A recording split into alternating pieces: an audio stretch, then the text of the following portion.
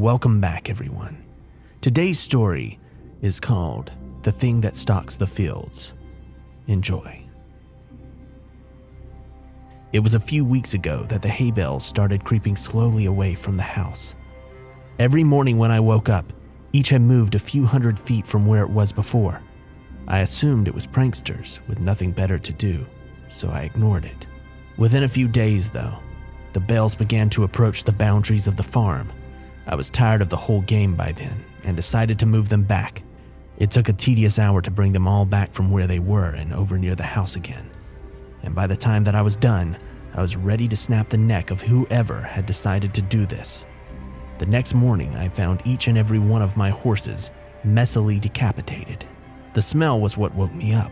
Each one was slumped up against the side of its stall.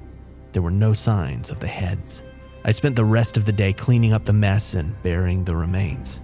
It was only when I was done that I noticed the bales of hay had all returned to their positions from the day before, scattered far out into the fields. This time, I left them where they were.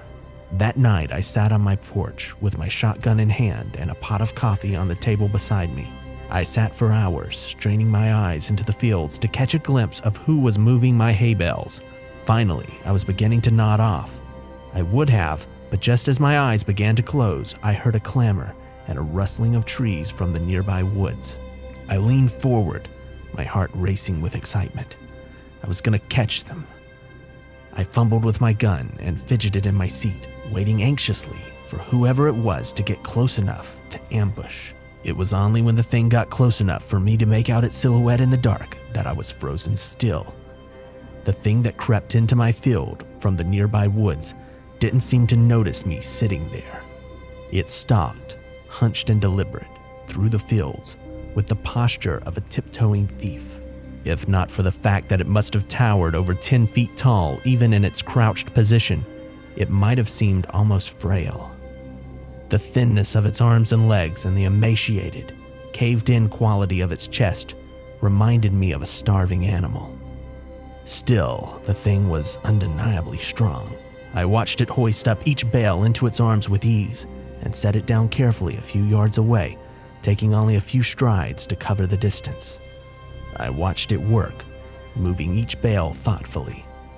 Every once in a while, it would straighten up to look around at the other bales' positions in the fields, before adjusting the one it was working with ever so slightly. Before it left, it looked towards the house. I felt its eyes sweep over me in the dark, but whether it saw me or not, I couldn't tell.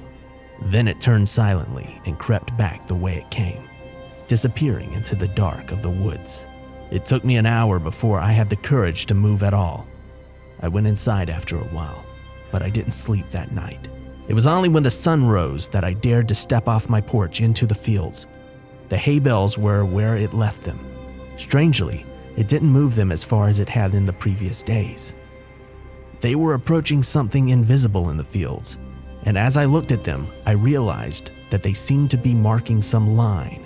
Indeed, as I walked around the house, I saw the distinct circle that they formed with me at the center.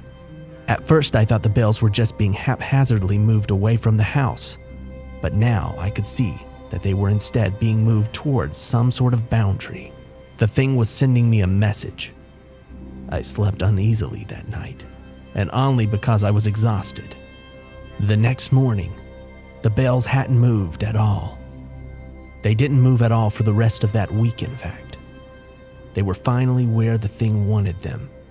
I made myself sick trying to interpret them.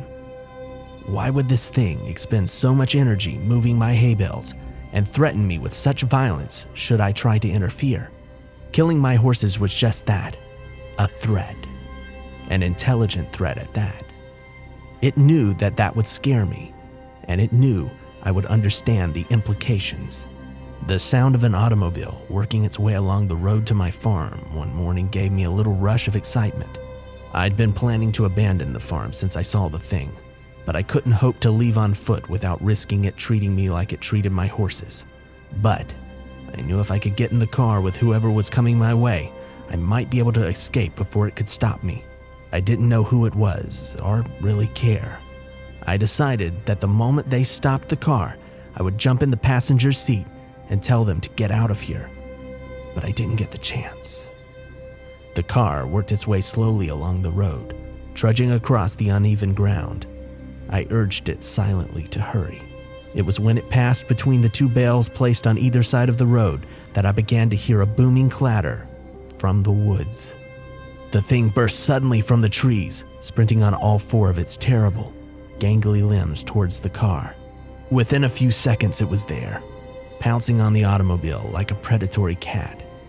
Within moments, it was picking and peeling the vehicle's steel frame apart, working to get at the driver.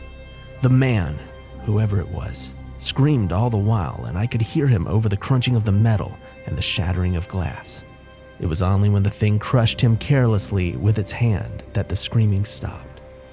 It tossed him away and straightened up to look at me once again. In the sunlight, I could see the inhumanity of it. It was composed entirely of something awful and alive, which was lashed together in a messy semblance of a human form.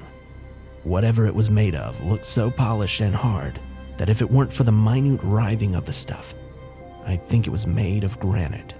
The thing retreated back into the woods, and I was left to my shock. My eyes wandered to where the car sat, the engine still sputtering between the two bales of hay. Suddenly, I understood. The message was clear. I am this thing's captive, and I am not allowed visitors. Nothing may cross the borders that it has set. I'm trapped here by the thing that stalks the field and demands nothing except that I never leave. Still, I don't know if I can handle being this thing's canary.